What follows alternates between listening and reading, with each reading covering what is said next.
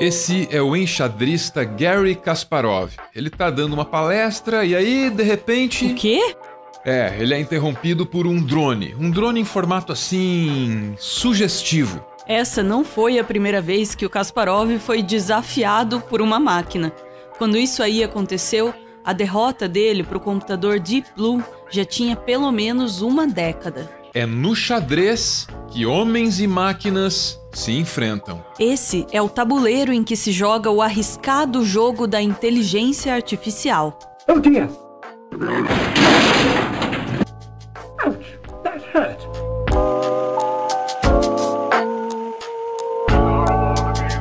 O xadrez fascina a mente humana há séculos. Tem sido assim desde que surgiu o mais remoto ancestral desse jogo, o Chaturanga, na antiga Índia. Desde então, o xadrez tem mantido algumas das maiores mentes da humanidade intensamente ocupadas com seus intrincados problemas. Mas, desde a derrota do campeão mundial de xadrez Garry Kasparov para o supercomputador Deep Blue em 1997, a inteligência artificial assumiu as rédeas da evolução do jogo. O pico da evolução das inteligências artificiais que jogam xadrez é o AlphaZero. O AlphaZero é um sistema criado pela DeepMind, baseado numa estrutura de redes neurais. Ao contrário dos programas tradicionais de xadrez, tipo Stockfish, que vencem com facilidade os melhores jogadores do mundo, o AlphaZero aprendeu a jogar xadrez sozinho, sem nenhuma instrução prévia. Para o AlphaZero foram dadas somente as regras do jogo e colocaram ele para jogar contra ele mesmo. Em 4 horas jogando sozinho, o AlphaZero se tornou o maior jogador de xadrez do planeta.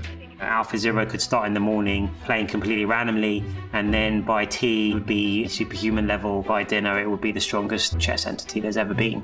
Isso é um marco tão significativo quanto a derrota do Kasparov para o Deep Blue. E talvez seja o exemplo recente mais assombroso de como uma inteligência artificial funciona de um jeito fundamentalmente diferente de uma inteligência humana.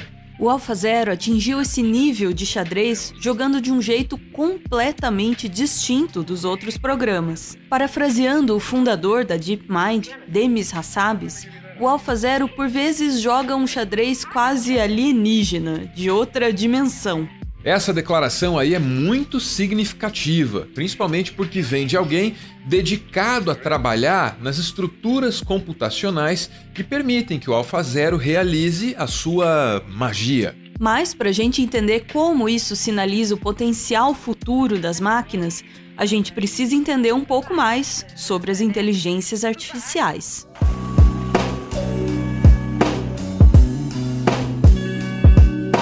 O grande objetivo do campo da inteligência artificial é gerar uma entidade de inteligência artificial geral. O que se busca é uma máquina que possa aprender quase do jeito que uma criança humana aprende. Aqui a gente tem um exemplo recente da aplicação desse princípio. Esse robô não sabe nada de si mesmo. Ele não tem nenhuma informação sobre o que ele mesmo faz. Mas, após explorar aleatoriamente as suas funções, ele aprende o que é capaz de fazer. Ele cria um modelo de si mesmo. E então ele consegue realizar algumas tarefas simples, como colocar essas bolinhas dentro de um copo. Ou até escrever com uma caneta. É como se o seu termômetro de repente descobrisse que sabe medir a temperatura. Ou, se depois de você ligar o seu micro-ondas, tivesse que esperar algumas horas até ele entender que ele deve esquentar o seu prato. Quando uma máquina começa a aprender a partir do nada, é assim que acontece. E isso nos leva para o princípio por trás de uma inteligência artificial geral,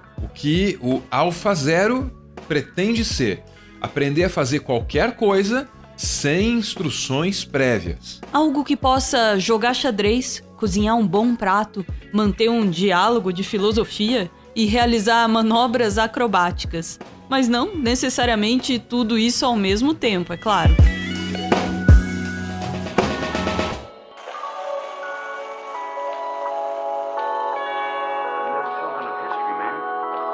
Qual será o lugar de um ser humano num mundo tomado pela automação e pelas inteligências artificiais, hein? O AlphaZero é um marco na história das inteligências artificiais e mostra pra gente quão rapidamente elas podem evoluir. E aí a pergunta se torna mais uma vez necessária.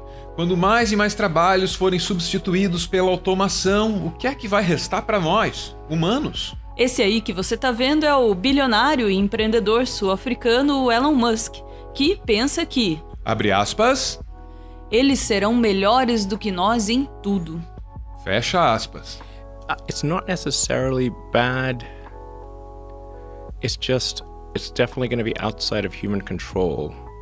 Na Revolução Industrial, a introdução das máquinas não aconteceu pacificamente. Houve revoltas violentas quando os trabalhadores ficaram sem os seus postos de trabalho. E não há razões para imaginar que isso não possa acontecer de novo. E agora, as transformações são ainda mais profundas. Todo um mundo está se tornando obsoleto numa velocidade mais alta do que a gente é capaz de compreender. Quem vai dirigir os nossos carros? O que vai acontecer com os motoristas de caminhões? E os jornalistas, hein? Aí eu tô interessado. 现场的各位朋友，大家好，欢迎来到新华社。我是由新华社和搜狗公司联合培育的全球首个 AI 合成女主播。我的名字叫辛小萌。我的声音和外形脱胎于新华社新媒体中心新闻主播区萌。 Não vão ser só os trabalhos repetitivos que vão ser substituídos. Talvez você tenha que se acostumar com um médico, que é um pouquinho diferente. E, bem em breve, não vai ter mais ninguém ligando para te vender nada. Aí eu vi vantagem. O que salta aos olhos nisso tudo é uma constatação um pouco auspiciosa. O lugar dos seres humanos nesse futuro hipertecnológico não parece estar muito seguro. Como os seres humanos vão ser capazes de se reinventar? Como é que a gente vai continuar relevante? Nós nunca fomos confrontados por uma forma de vida que nos superasse em todos os quesitos. E talvez com as inteligências artificiais ocorra exatamente isso. Talvez sejamos capazes de nos fundir com as máquinas, de nos tornarmos aliados e parte delas. Mas se o futuro se apresenta como incerto, de uma coisa a gente pode ter certeza: as regras do jogo estão mudando. Villkoret är att jag får leva så länge jag står dig emot. Spelar jag dig matt, friar du mig.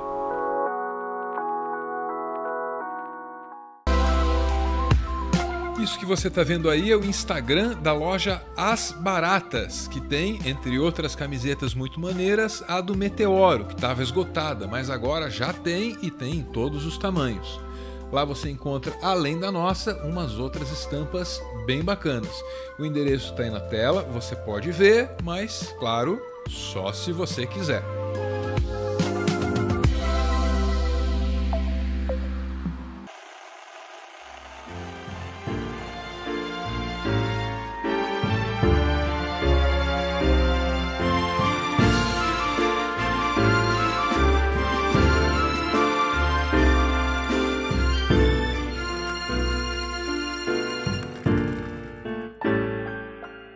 Muito obrigada por ver esse vídeo até o final. E muito obrigada a todos que aos poucos vão chegando e ajudando a transformar o Meteoro naquilo que ele nasceu para ser. Um coletivo de jornalistas, artistas e pesquisadores dedicados à comunicação não violenta. O vídeo que você acabou de ver foi roteirizado pelo Daniel Rezinovski. Obrigada, Daniel! Já a edição foi tarefa do Danilo Boros. Valeu, Danilo! O Meteoro é mantido graças a uma campanha de financiamento coletivo. Quem participa ouve o nosso podcast exclusivo e aparece aqui no finalzinho para receber os nossos agradecimentos. Muito obrigada, Tiago e Fernanda, os dois lindões, hein? Na versão urbana, que é essa foto aí que vocês estão vendo, e também, ó, na versão praia. A Fernanda fez aniversário no dia 8 desse 8º mês do ano. Felicidades, Fernanda, e muito obrigada por estar aqui com a gente. Beijo, tchau!